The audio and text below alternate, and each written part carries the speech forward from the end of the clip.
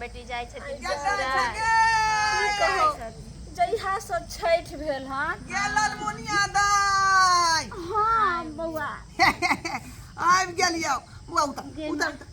छोटको अइले हां हां से पहले के भात चलल खाना भरा हां हम आशा बाटी तकिए कि जे सबके भाई अइले आ तब सामा देखी त फारा भर देलका सामो भैस गेले आ तू अखन अइली हना बौआ केहन तू बात करे छ भाई बहिन के जे परब है से केना हम छोड़ देबै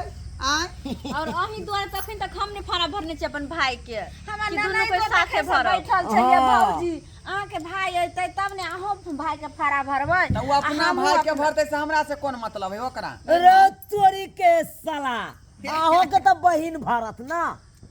दोनों को एक ये साथ तो हम महीने से भरबे ला एलिए है ना बहिने से रे तो हमरा चलते किया रुकल है सब रुकल रहते ना जिनके से भरवा दे या बौआ अहाँ के बड फुरा लागल हन बुझलियै देखी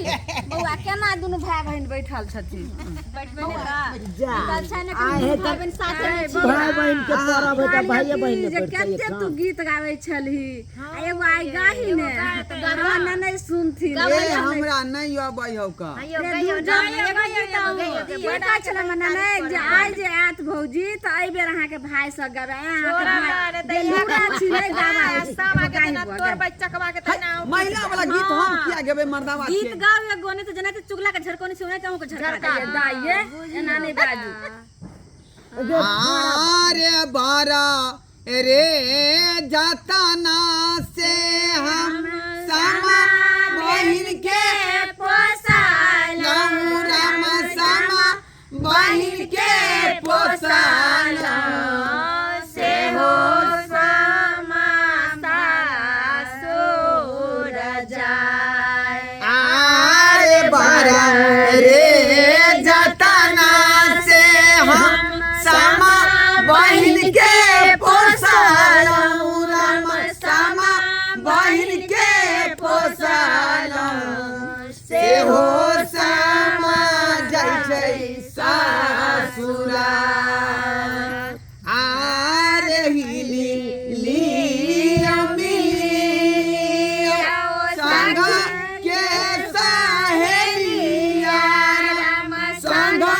के सहेलिया अरे हिली लिया कुला परिवार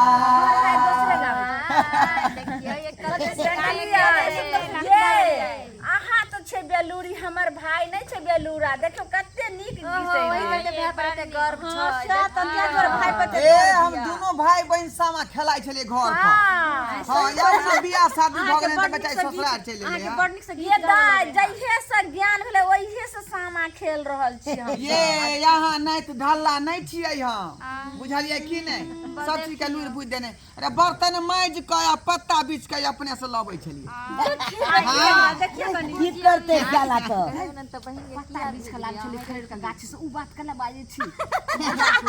कब हम नहीं आय दुनू आदमी भोरे उठ के जाइ छलियै ए त बगिया आ छिए साला त करबै ना करे मुगी वाला काम करे छी ताहा खर्रे छले हम बहिन उठावे छल